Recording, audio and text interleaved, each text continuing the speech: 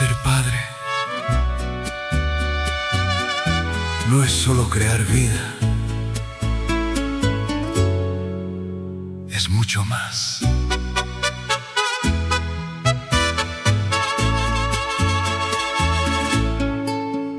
Ser padre no es solo procrear un hijo. Ser padre es guiar y cuidar su camino. Debe ser ejemplo en todo lo que hace y estar presente siempre, pase lo que pase.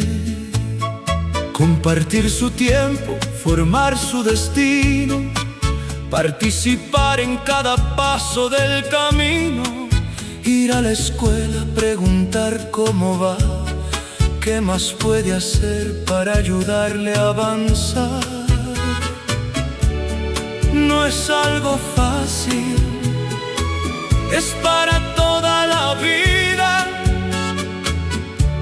con amor y entrega.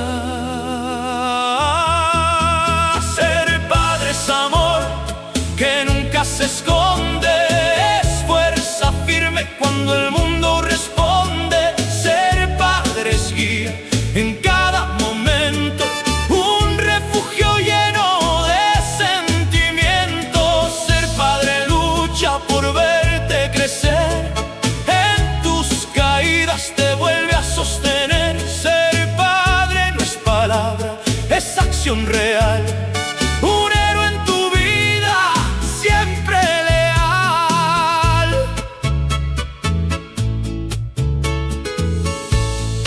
Debe llevarte por buen camino,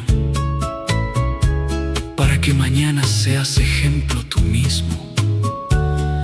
Aceptar errores y saber corregir, sin palabras vacías, con amor al decir. Ser padre es amor que nunca se esconde,